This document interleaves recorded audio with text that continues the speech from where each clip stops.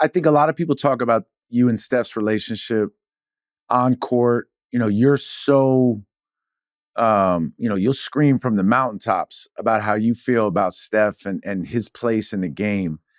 But it's a really special relationship. And one that, like, when you watch from afar, when each one of you have had moments on the court where the other ones come to their defense, you realize that there's like something incredibly unique about the relationship. What do you think? And I'm sure you could answer this for hours, but like, what do you think really like encapsulates why the two of you have such a special connection in that way? Well, I think number one, we understand our differences. Like we understand where we differ and we never ask one to be the other, right? Like there's never any pressure on Steph to do what I do, to be who I am, to carry what I carry. There's zero pressure on him to do that. There's probably a negative, if you will, on him, a negative number, if you understand what I'm saying, on him to do what I do, and vice versa. There is zero pressure on me to do anything that Steph Curry does. And we understand that and we carry that delicately. We carry that with so much pride and admiration for each other and for what, I for what he brings to me that I don't have, for what I bring to him that he don't have. We are so like that matters so much to us. There's such a at the heart and the core of our relationship is appreciation. Yep.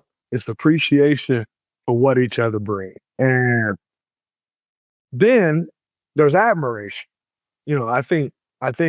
I know I have a deep admiration for who he is as a man, for who he is as a basketball player, but even more just who he is as a person. There's a very deep admiration that I have for all of those parts of him.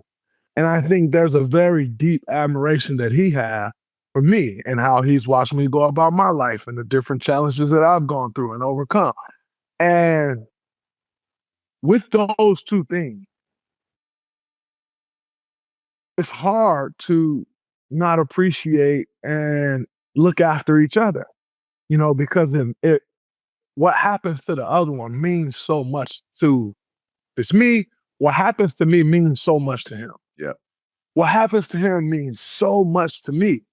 And with that, any difference we can always see right past because at the core of it is appreciation and admiration. Yep. And man, like you said, I can go on and on for hours, but like there's nothing that can change that. When you have the relationship that we have for as long as we've had it, now 1 year, 14 playing together, man, there have been times where things have happened with me, and I'm like, and he's like, damn, that's some bullshit.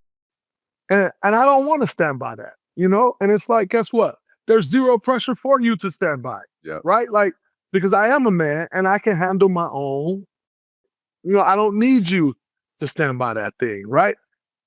Vice versa. That's just the nature of a relationship over the course of 14 years. Everything don't go right, and at times there's things that happen that could derail this thing, but we ain't letting that happen. Like we're gonna bring this thing back together. And guess what? When I've crossed some line, I have no problem going to sit in his face and saying, I'm sorry. I f***ed up.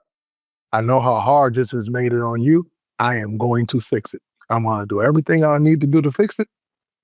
And we're going to move forward. Right? Like there's no ego. Yep. Like Steph the big dog.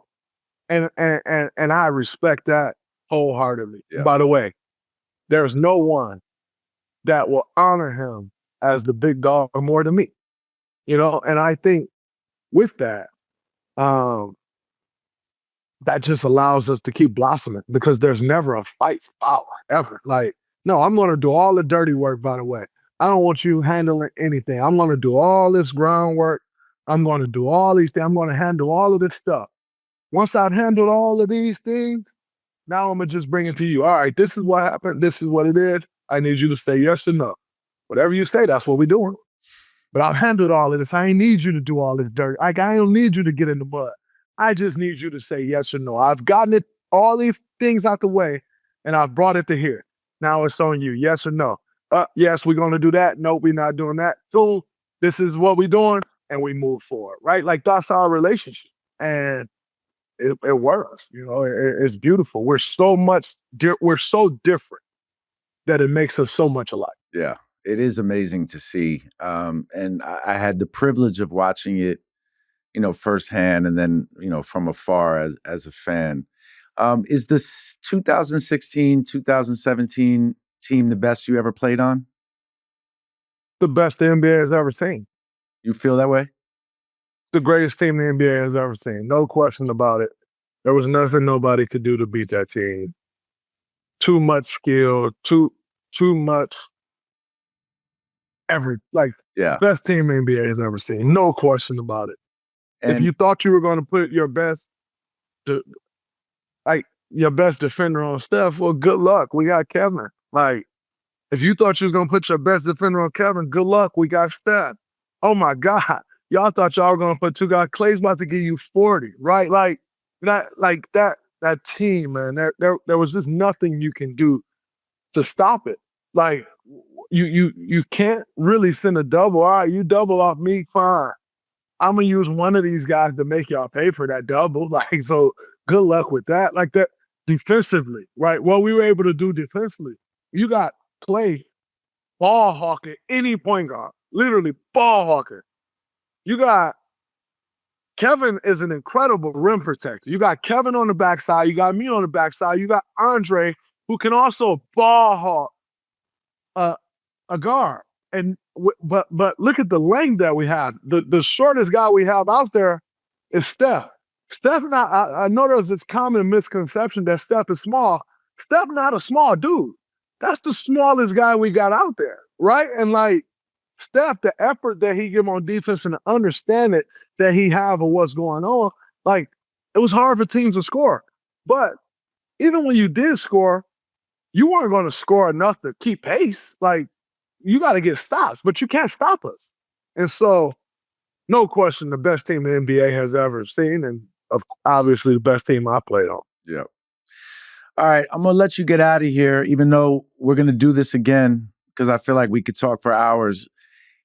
I want to know this on a personal level. I want to know this on a personal level because I feel like your opportunities are limitless. I've watched you, similarly to what you said to me in the beginning, is not only have you had this incredible career, but your ability to build a network and a community for yourself in terms of the extensions of opportunity that you have, what you've done from a media perspective. You're just such a natural, and I think you'll have whatever opportunity you want covering this game when you're done. But you've also built an incredible business that, you don't even promote all the time because I feel like you don't have to.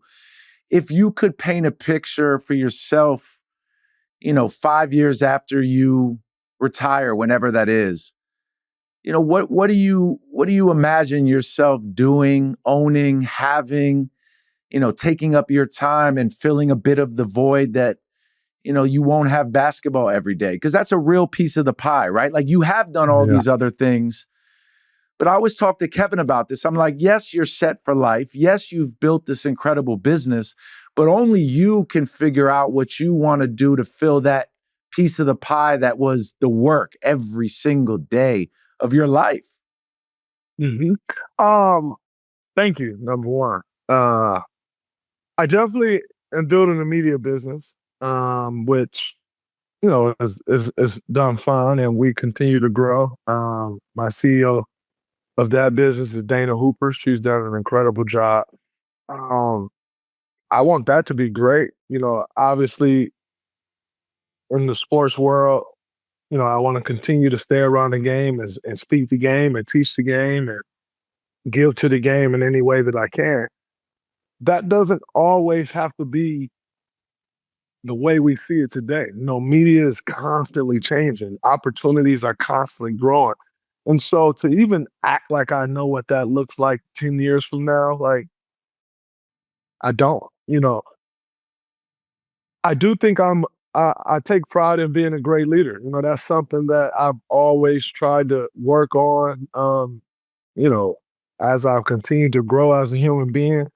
And I understand that leadership spans across the world. Like leadership in basketball is leadership in business. Leadership in basketball is leader of men, leader of people, right? And so I never want to put that aside, right? Like I think I can run a really big company because I know how to lead people. It's not that I'm the smartest person in the world, but when I look at some people that like some of the most powerful leaders of the top companies in the world, it's not that they're always the smartest person in the world. They know how to lead people and they know how to trust smart people, right? I don't go up shooting a million threes. You know why? Because Steph Curry can do that. And Klay Thompson can do that. And Kevin Durant can do that. What I'm gonna cast a million of them up for?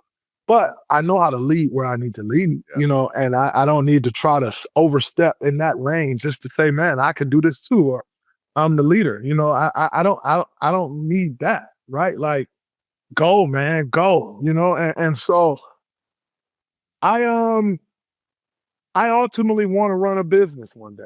Man. I don't know what that business is. Obviously, like I said, I'm building my own business, but whether that's my own business or a Fortune 500 company, I don't see why I can't do that. And so I always set lofty goals for myself.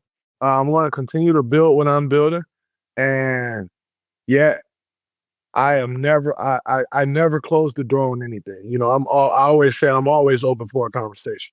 And if that conversation makes sense and I can help and I can help grow something from here to here, like that's fun. Like this franchise, like helping this franchise go from the dirt to the mountaintop, like that was fun. Like the joy you get from that, it's been incredible for me. And so um I want to continue to do that in my life. And whether that's one time, two times, three times, who knows? But I have lofty goals and yes, I always want to stay around the game from a commentary aspect as well, but there's a lot of other things that I want to do also.